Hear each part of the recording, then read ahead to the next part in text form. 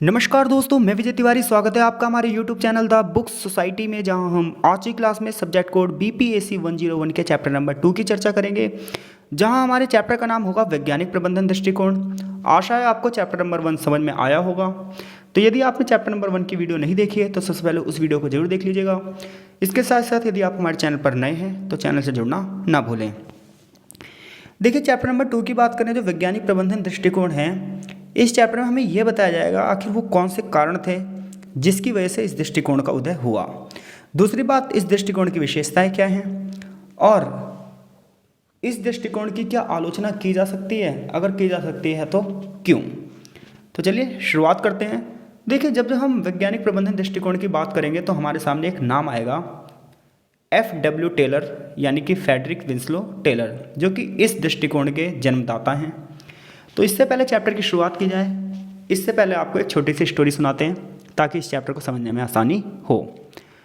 तो देखिए, जो टेलर साहब हैं ये एक स्टील प्लांट में काम करते थे, मिडवेल स्टील कंपनी में काम करते थे, जो कि अमेरिका की एक कंपनी थी। जब ये उस कंपनी में काम कर रहे थे तो इन्होंने एक चीज़ देखी कि जो कर्मचारी हैं वो अपनी एफिशिएंसी के हिसाब से काम कर ही नहीं रहे हैं, यानी कि कर्मचारियों की जितनी क्षमताएं हैं वो अपनी पूरी क्षमता प्लांट में नहीं दे रहे हैं। परिणाम ये हो रहा है कि उत्पादन जितना होना चाहिए उतना उत्पादन हो नहीं रहा। सीधी सी बात है, अगर किसी भी प्लांट में, किसी भी फैक्ट्री में या किसी भी उद्योग में कर्मचारी अपनी 100% क्षमता के साथ काम नहीं करेंगे तो क्या होगा, उत्पादन में कमी आएगी। अब टेलर ने उन सभी कारणों का पता लगाना शुरू कर दिया कि किस वजह से उत्पादन में कमी आ रही है और ऐसा क्या करना चाहिए जिससे उत्पादन बढ़ोतरी हो। इसके साथ साथ उन्होंने ये भी समझने की कोशिश करी कि कर्मचारी किस वजह से काम नहीं कर रहे हैं और ऐसा क्या किया जाए जो कर्मचारी की एफिशिएंसी यानी उनकी क्षमताओं का पूरा प्रयोग किया जा सके। अब ऐसे में इन्होंने क्या करा, कर्मचारियों के काम करने के तरीकों को एक सिस्टमेटिक वे में ले गए, एक व्यवस्थित दृष्टिकोण में ले गए। ऐसे में वैज्ञानिक प्रबंधन दृष्टिकोण का विकास हुआ, उदय हुआ। यानी कि देखा जाए तो वैज्ञानिक प्रबंधन दृष्टिकोण एक बिजनेस स्टडी का विषय है, लेकिन इसे हम पॉलिटिकल साइंस में लोक प्रशासन के अंतर्गत पढ़ रहे हैं, क्योंकि केवल एक व्यावसायिक कंपनी में ही नहीं बल्कि हर जगह ये समस्या है कि कर्मचारियों से किस प्रकार से कार्य करवाए जाएं और किस प्रकार से उनकी क्षमताओं का भरपूर प्रयोग किया जाए। इसी बात पर इस पूरे के पूरे चैप्टर में चर्चा की जाएगी। आशा है कि अब आपको चैप्टर समझने में आसानी होगी। तो चलिए शुरुआत करते हैं। हर चैप्टर की तरह इस चैप्टर की भी एक प्रस्तावना है जिसमें हमें पढ़ने की कोई ज़रूरत नहीं है, बस हमें यहाँ पर एक लाइन से मतलब होना चाहिए जो मैंने हाईलाइट कर भी रखी है कि वैज्ञानिक प्रबंधन का जो सिद्धांत है ये फ्रेडरिक विंस्लो टेलर ने दिया है। वैसे तो इस सिद्धांत को एक आंदोलन के रूप में भी माना जा सकता है, क्योंकि एक तरीके का बदलाव था कर्मचारियों के जीवन में। कुछ लोग इससे सपोर्ट करेंगे और कुछ लोग इसको सपोर्ट नहीं करेंगे। आगे चलकर और भी बहुत बड़े बड़े नाम यहाँ पर लिखे हुए हैं, जैसे कि Charles Babbage, Henry R Towne, Frederick Halsey, Henry Metcalfe, इन सब ने अपनी अपनी विधियों का बड़े पैमाने पर प्रयोग किया। और वैज्ञानिक प्रबंधन शब्द की अगर बात की जाए तो इसका श्रेय जाता है लुइस ब्रैंडिस को, जिन्होंने 1910 में इस शब्द का प्रयोग किया। लेकिन टेलर की बात की जाए तो टेलर ने सबसे पहले एक वैज्ञानिक तरीके से अपनी तकनीक दी है, इसलिए हम ये कहते हैं कि वैज्ञानिक प्रबंधन दृष्टिकोण जो है वो टेलरवाद है, वही टेलर का दृष्टिकोण है। ऐसा ही इस चैप्टर की प्रस्तावना कहती है। देखिए, आने वाली वीडियो की जानकारी के लिए आप टेलीग्राम लिंक में हमारे जुड़ सकते हैं, ताकि आपको पता हो कौन सी वीडियो अपलोड की जाएंगी और कौन सी वीडियोस अपलोड नहीं हो पाएंगी।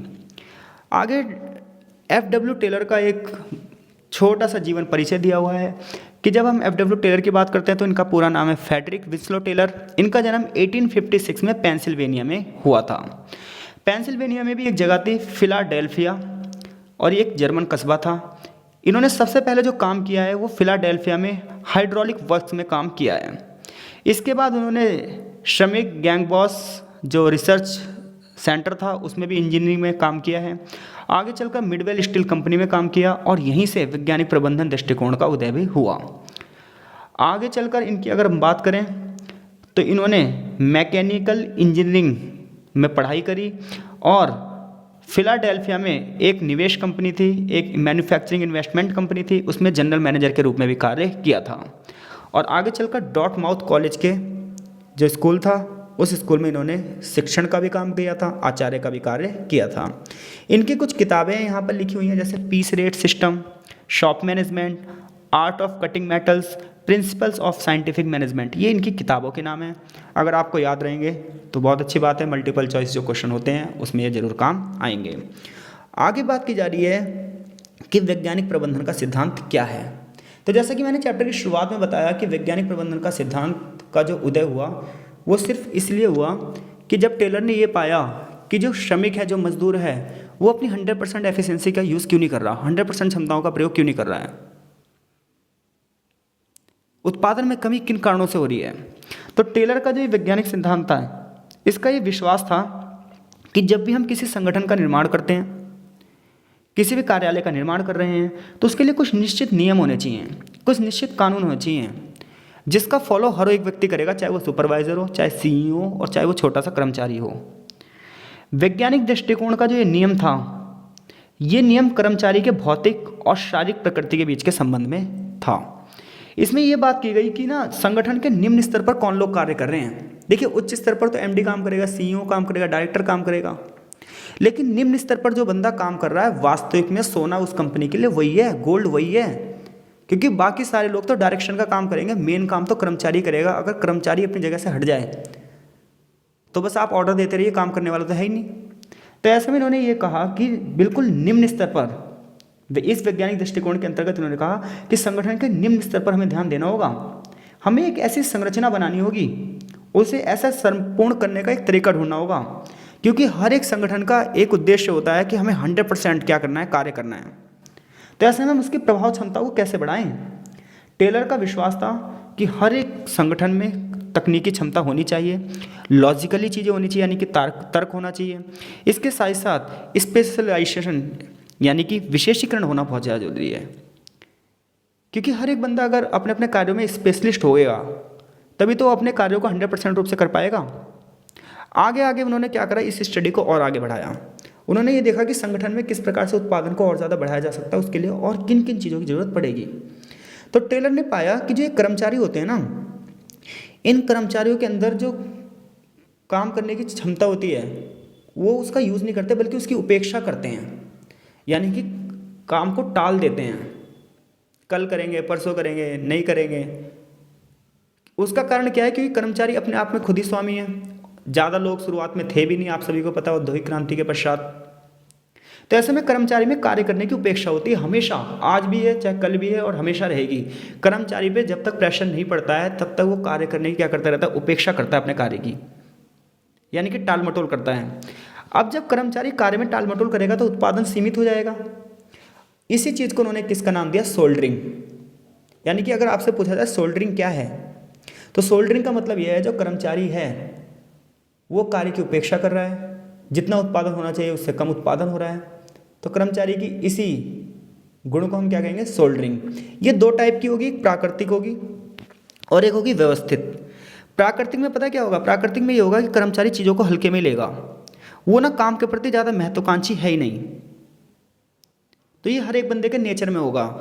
क्या नेचर होगा कि वो काम को हल्के में लेगा, हमेशा कर देंगे, वो काम के प्रति महत्वाकांक्षी ही नहीं होगा। दूसरी जो सोल्जरिंग है, यानी कि व्यवस्थित जो सोल्जरिंग है, वो क्या है, संगठन में है।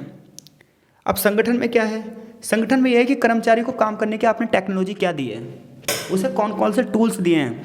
इसके साथ साथ सबसे बड़ी बात पता है क्या है, कि संगठन सैलरी दे रहा है। कर्मचारी चाहे ज़्यादा काम करे चाहे कम काम करे, उसे वो सैलरी फिक्स है। तो ऐसे में भी वो ज़्यादा काम करना नहीं चाहता है। तो अगर हमें उत्पादन बढ़ाना है ना, तो सोल्जरिंग को कम करना पड़ेगा, चाहे वो प्राकृतिक सोल्जरिंग हो और चाहे वो व्यवस्थित सोल्जरिंग हो। तो अगर क्वेश्चन यह आता है कि टेलर का, ये देखिए ये बहुत इंपॉर्टेंट क्वेश्चन है और आना ही चाहिए, कि टेलर का वैज्ञानिक प्रबंधन सिद्धांत क्या है। तो सबसे पहले टेलर के वैज्ञानिक प्रबंधन सिद्धांत का आप क्या करोगे, इंट्रो दोगे। फिर उसमें दूसरे में क्या बताओगे, एक हेडिंग बनाओगे, सोल्जरिंग के बारे में बताओगे कि सोल्जरिंग को दो टाइप से बांटा गया है। उसने ये बताया कि जो सोल्जरिंग है यही सबसे ज़्यादा उत्पादन में कमी का सबसे बड़ा कारण है। ऐसे में हमें क्या करना चाहिए, इस सोल्जरिंग को कम करना चाहिए। अब इसके लिए हम क्या करेंगे, तो ऐसे में इन्होंने प्रबंधनवाद को बढ़ावा दिया। स्टील प्लांट में काम करते हुए टेलर ने देखा कि उत्पादन तथा अन्य क्रियाओं के संचालन में सारे निर्णय कौन ले रहे हैं, कर्मचारी ले रहे हैं। क्योंकि कर्मचारी अपने अनुभवों का प्रयोग कर रहा है और ऐसे में जो उच्च पदों पर लोग हैं ना, वो इन कर्मचारियों से अनुनय विनय कर रहे हैं, प्रार्थना कर रहे हैं, याचिकाएं कर रहे हैं कि हाँ भाई आप देख लो अपने हिसाब से काम कर लेना, आप देख लो अपने हिसाब से काम कर लेना। तो ऐसे में टेलर को लगेगा यार यही सारी जो चीज़ें ना, इसी वजह से क्या है, उत्पादन कम हो रहा है। तो टेलर ने कहा कि अगर हमें संगठनों में कार्य को संपन्न कराना है तो प्रत्येक कार्य में विज्ञान होना चाहिए, प्रत्येक कार्य साइंटिफिक और लॉजिकल होना चाहिए। कर्मचारी जितने भी कार्य करेंगे वो वैज्ञानिक ढंग से करेंगे। इसके लिए एक टाइम लिमिट का पालन किया जाएगा कि इतने टाइम लिमिट में इतना उत्पादन होना चाहिए। इसके साथ साथ उन्होंने ये भी कहा कि जो बंदा जितना ज़्यादा काम करेगा उसे उतना ज़्यादा वेतन भी दिया जाएगा। इसके साथ साथ उन्होंने ये कहा कि फॉरमैनशिप का सिद्धांत दिया इन्होंने। फॉरमैनशिप में क्या हुआ कि हर एक संगठन के ऊपर एक व्यक्ति होगा जो निरीक्षण होगा। देखो फॉरमैन वो बंदा कहलाता है, जैसे निचले स्तर पर 4-5 लोग काम कर रहे हैं तो उनकी जो निगरानी कर रहा है वो फॉरमैन है।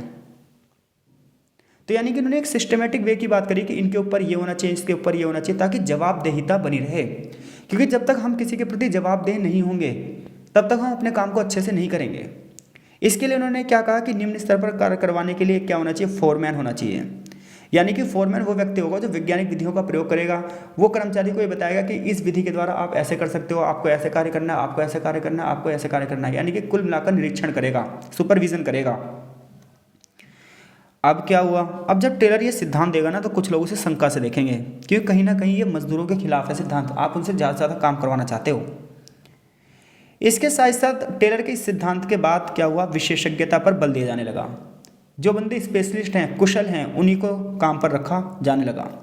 इस प्रकार से टेलर का जो ये सिद्धांत था एक वैज्ञानिक दृष्टिकोण कहलाया और ये आधुनिक दृष्टिकोण भी कहलाया। इसमें अनुभव की बात थी, रिसर्च की बात थी, समीक्षा की बात थी, जांच की बात थी, हर एक चीज पर बल दिया गया। इस दृष्टिकोण ने सबसे बड़ी बात यह थी कि अपने आप ही खोज और छानबीन का रास्ता बनाया। इसने खुद देखा कि हम किन विधियों का प्रयोग करके एक संगठन को ऊंचाइयों तक ले जा सकते हैं। टेलर तथा वैज्ञानिक दृष्टिकोण के जितने भी समर्थक अन्य वैज्ञानिक थे, इन्होंने ये देखा कि एक संगठन में क्या क्या चीजें होनी चाहिए। सर्वोत्तम तरीकों को खोजने वाले सारे प्रयोग करने शुरू कर दिए। वैज्ञानिक प्रबंधन दृष्टिकोण प्रशिक्षण के लिए तकनीकी व्यवस्था से अधिक था, यानी कि लोगों को ट्रेनिंग देने से ज़्यादा टेक्नोलॉजी पर भी जोर दिया गया। बुद्धि और कुशल प्रक्रियाओं की खोज और रचनाओं पर भी ध्यान दिया गया। टेलर का मानना था कि कुशल प्रक्रियाओं को निर्माण होने पर यह प्रबंधन का उत्तरदायित्व बन जाता है कि ये निश्चित प्रक्रियाओं को सही स्थान पर प्रयोग करने के उद्देश्य से सभी को ट्रेनिंग दे और साथ साथ केवल रूल्स बने नहीं बल्कि रूल्स को ना लागू भी किया जा सके, उनका क्रियान्वयन भी किया जा सके। तो कुल मिलाकर यहाँ पर शॉर्ट में दिया गया है कि वैज्ञानिक प्रबंधन दृष्टिकोण में टेलर ने निम्नलिखित सिद्धांत दिए। उसने सबसे पहले क्या कहा कि अंगूठा नियम नहीं होना चाहिए। अब ये अंगूठा नियम क्या होता है, तो देखिए अंगूठा नियम ये होता है जो कर्मचारी अपने अनुभव के आधार पर कार्य करे जा रहे हैं, अपनी परंपरागत तकनीकों का प्रयोग किए जा रहे हैं, उन्हें वो नई टेक्नोलॉजी का कोई यूज़ नहीं कर रहे हैं। इसी नियम को हम क्या कहते हैं, अंगूठा नियम कहते हैं। तो टेलर कह रहे हैं कि अंगूठा नियम खत्म हो जाए और जो नई तकनीकें हैं, नया साइंटिफिक वे है, उसका क्या किया जाए, प्रयोग किया जाए। इसके साथ साथ हमें ये देखना होगा जब भी हम कोई कार्य कर रहे हैं तो हमें देखना होगा उस कार्य को करने का सबसे अच्छा तरीका कौन सा हो सकता है, ताकि कम से कम समय में ज़्यादा से ज़्यादा गुणवत्ता प्राप्त की जा सके। तीसरी बात इन्होंने ये कहा कि सर्वोत्तम तरीके जब हम निर्धारित करेंगे तो वैज्ञानिक होने चाहिए। ऐसे में कर्मचारी प्रशिक्षित होने चाहिए, बिल्कुल ट्रेंड होने चाहिए, शिक्षित होने चाहिए और विकसित होने चाहिए। और ऐसे में कर्मचारी को ट्रेनिंग देकर ये सारी क्षमताएं उनके अंदर भर देनी चाहिए। यानी कि इमोशनली होकर फैसले नहीं लेने आपने, प्रैक्टिकली होकर फैसले लेने हैं। देखिए जब भी हम वैज्ञानिक की बात करेंगे ना, वैज्ञानिक प्रबंधन की बात करेंगे तो ये प्रैक्टिकली होगा, इसमें इमोशनली कुछ नहीं चलने वाला, क्योंकि इमोशन से संगठन डूब जाते हैं। तो यहाँ पर ये पॉइंट्स लिखे हैं। इसके साथ साथ प्रबंधक को कर्मचारियों के साथ सहयोग भी करना चाहिए। ये नहीं ऐसा ना हो जाए कि कर्मचारी को अपनी उपेक्षा महसूस होने लग जाए, कर्मचारियों को ऐसा ना लगना चाहिए कि हम दास हैं। तो इस प्रकार से कर्मचारियों के साथ व्यवहार भी करना चाहिए। इस चीज़ को यहाँ पर शॉर्ट में कुछ पॉइंट्स दिए हैं।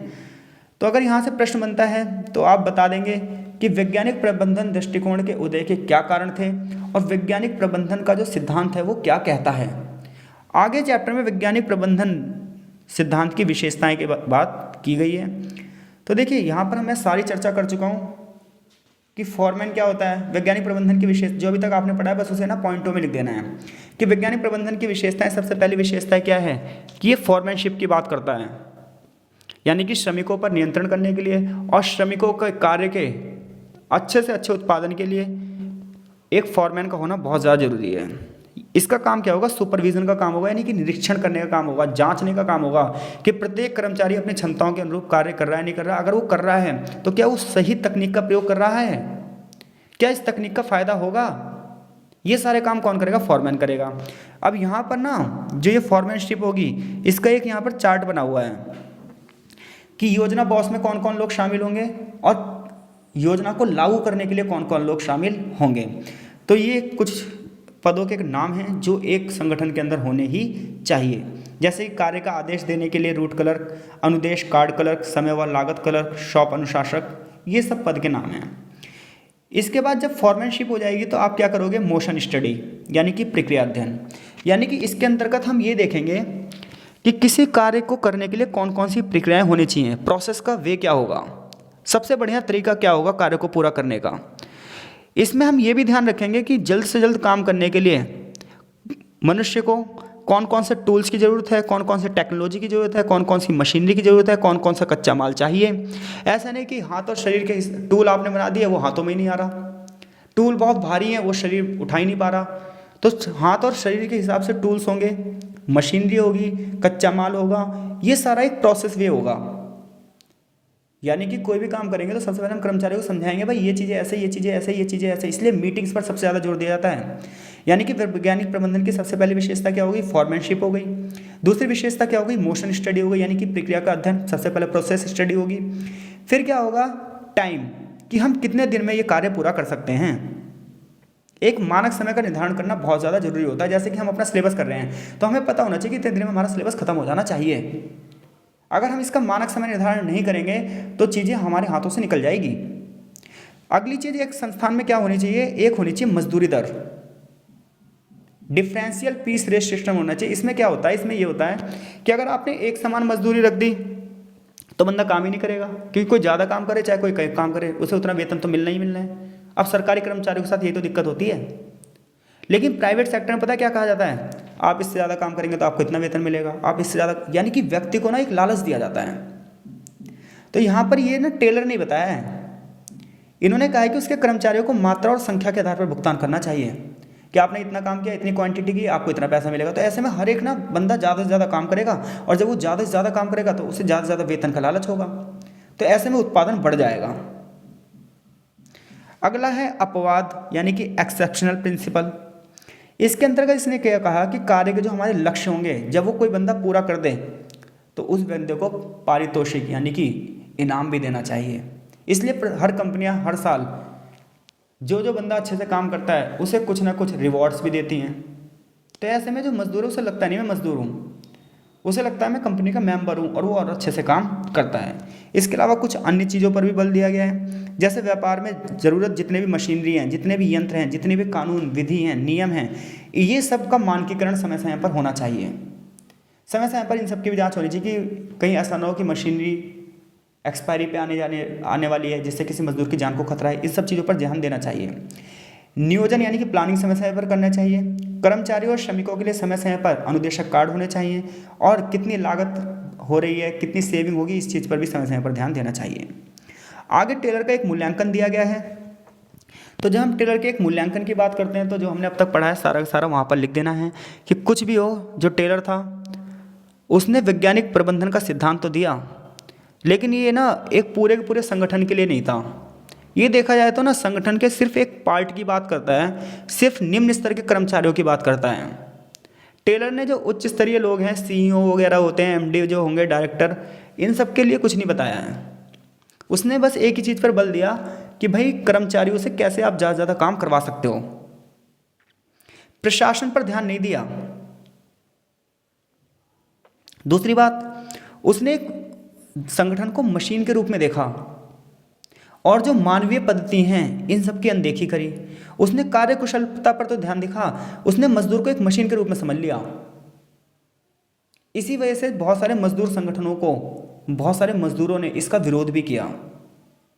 तो इसकी आलोचना भी कर सकते हैं हम तो टेलर ने निरीक्षक और श्रमिकों के बीच के सहयोग पर बल दिया है, ठीक है, हालांकि इसे एक चुनौती के रूप में देखा गया है। आगे इसका एक निष्कर्ष दिया हुआ है चैप्टर का, ये सब प्रश्न हैं। तो निष्कर्ष में वही मूल्यांकन से रिलेटेड थोड़े से पॉइंट्स बनेंगे कि वैज्ञानिक प्रबंधन दृष्टिकोण की कुछ सीमाएं हैं, लेकिन फिर भी ये उस समय के हिसाब से और आज भी कहीं ना कहीं लोक प्रशासन में एक महत्वपूर्ण भूमिका निभा रहा है। ना सिर्फ लोक प्रशासन में बल्कि बिजनेस स्टडी में भी आज टेलरवाद को पढ़ा जाता है, टेलर का वैज्ञानिक प्रबंधन दृष्टिकोण पढ़ा जाता है। इसका अपने आप में एक महत्वपूर्ण योगदान है। इस दृष्टिकोण ने कार्यकुशलता पर बल दिया है, एक संगठन का मुख्य उद्देश्य की बात की है, क्योंकि हर संगठन का एक ही उद्देश्य होता है, उत्पादन क्षमता को बढ़ावा देना। वैज्ञानिक प्रबंधन दृष्टिकोण पेशेवर, कार्यपालक और सरकारी अधिकारियों के बीच में योगदान दे रहा है और लगातार योग्यता प्रणाली और उत्तरदायित्व को बढ़ावा दे रहा है। तो आई होप सो इस चैप्टर से जो प्रश्न बनेगा वो सिर्फ एक ही प्रश्न बनना चाहिए। अगर लॉन्ग क्वेश्चन बनेगा, लॉन्ग क्वेश्चन ये बन सकता है कि वैज्ञानिक प्रबंधन दृष्टिकोण से आप क्या समझते हैं, इसकी विशेषताएं और इनकी विशेषताओं का आलोचना करते हुए व्याख्या कीजिए। शॉर्ट में क्वेश्चन बन सकते हैं, अगर 5 नंबर में 4 नंबर में इस टाइप से क्वेश्चन बनाना चाहते हैं, क्योंकि देखिए अलग अलग रीजन के अलग अलग क्वेश्चन पेपर होते हैं। कहीं पर 15-15 नंबर के ही क्वेश्चन आ रहे हैं, कहीं पर 20-20 नंबर के 5 क्वेश्चन आ रहे हैं, लेकिन किसी रीजन में 20-20 नंबर के 2, 10 नंबर के 2, 4-4 नंबर के 5 और 5-5 नंबर के 4 क्वेश्चन आते हैं। तो अलग अलग रीजन का अलग अलग क्वेश्चन पेपर होता है। तो उस हिसाब से देखा जाए तो छोटे क्वेश्चन जो बनते हैं वो सोल्जरिंग वाला क्वेश्चन बन सकता है यहाँ पर कि सोल्जरिंग क्या है। तो सोल्जरिंग क्या है, कर्मचारी जो अपने हिसाब से उत्पादन को घटाने की उनकी प्रक्रिया है, ये सोल्जरिंग कहलाती है। कुछ में तो प्राकृतिक होती है और कुछ क्या होते हैं वो संगठन की ही कमी होती है जिसकी वजह से उत्पादन हो ही नहीं पाता। आई होप सो आपको चैप्टर समझ में आया होगा। आप कमेंट करके अपनी राय हमें जरूर दीजिए और वीडियो अगर अच्छी लगी है तो लाइक भी जरूर कीजिएगा। इसके साथ साथ आप हमारे टेलीग्राम ग्रुप में जरूर जुड़े ताकि आपको आने वाली वीडियो की जरूर जानकारी रहे। आपका बहुत बहुत धन्यवाद।